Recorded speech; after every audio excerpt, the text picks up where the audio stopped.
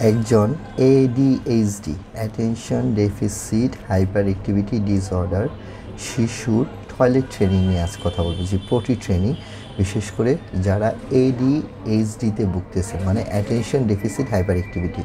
শিশুটা অনেক চঞ্চল, কোনোভাবেই কোমরে বসছে না, দাঁড়িয়ে প্যান্টি পটি করে ফেলে, ঘরের কোনায় বা ফার্নিচারের পিছনে গিয়ে লুকিয়ে লুকিয়ে পটি করবে, কেউ গেলে তাকে সরিয়ে দেয় সেখান থেকে, মাঝে মাঝে নিচেই পটি বা প্রস্রাব করে সেটা দিয়ে হাত দিয়ে মাঝে মাঝে খেয়ে ফেলে বা মুখে মাখামাখি করে, শরীরে পটি চেপে রাখে বা অন্য কাউকে টেনে নিয়ে যেতে পারে না, বা টয়লেটে নিয়ে যেতে পারে না, বা কাউকে জানাতে পারে না। এই ধরনের দুর্বলতা নিয়ে আমি কয়েকটা সিরিজে আলাপ করব, দয়া করে একটু শুনবেন, বিশেষ করে যাদের বাসায় ADHD শিশু আছে।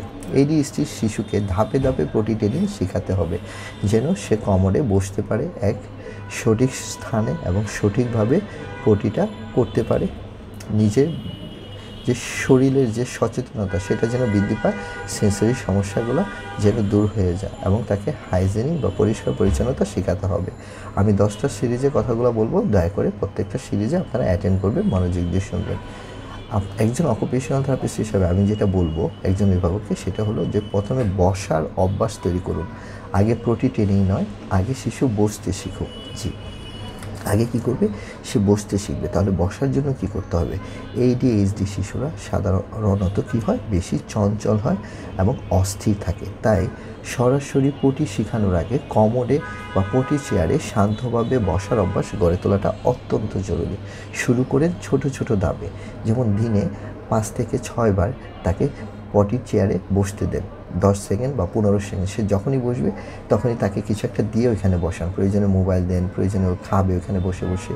হ্যাঁ, পটিটা অবশ্যই বাথরুমের ভিতরে বসানোর চেষ্টা করেন। প্রথম দিকে সে বাথরুমে যাবে, তার আগে বাথরুমের পরিবেশটা একটু চেঞ্জ করে নেবেন। ক্লিয়ার? ওইটা নিয়ে আমি একটু পরে কথা বলবো। শিশুর অভ্যাস তৈরি হোক, প্রথম দিকে সে যাবে, পটিতে বসবে 10 মিনিট, 15 সেকেন্ড, 10 সেকেন্ড, 15 সেকেন্ড পটিতে বসবে, আবার চলে আসবে। প্যান্ট পরা অবস্থায় সে পটিতে বসবে, ডায়াপার পরা অবস্থায় সে পটিতে বসবে, এমনি পটিতে বসবে। ক্লিয়ার? পটিতে বসে বসে সে খেলবে, এই ধরনের কিছু একটা। প্রয়োজনে পটিটা এমন ধরনের পটি কিনে যেখানে চাকা আছে, যেখানে অনেক কালারফুল জিনিস আছে, যেটা সে পছন্দ করবে। ঠিক আছে? আচ্ছা, বসার সময়টা আনন্দদায়ক করতে হবে, যেমন পছন্দের বই, তার ভিজুয়াল টাইমার বা ট্যাবলেট, তার যে ট্যাবটা আছে সেটা দিয়ে রাখতে পারেন। ধীরে ধীরে সেটা 1 থেকে 2 মিনিট পর্যন্ত আপনাকে বাড়াতে হবে। হ্যাঁ, অবশ্যই বসার অভ্যাস তৈরি করতে হবে। প্রশংসা এবং উৎসাহ দেন, যখনই বসবে তাকে বলুন, ওয়াও তুমি দারুণ করেছো, মাশাআল্লাহ। বিভিন্ন পুরস্কার দেন, কুকিজ দেন, চকলেট দেন, বিভিন্ন স্টিকার দেন, এই ধরনের কাজগুলো করতে পারেন। এবং আস্তে আস্তে পটি চেয়ারে যখন বসবে তাকে একটু গান শোনান, তাকে একটু মিউজিক শোনান।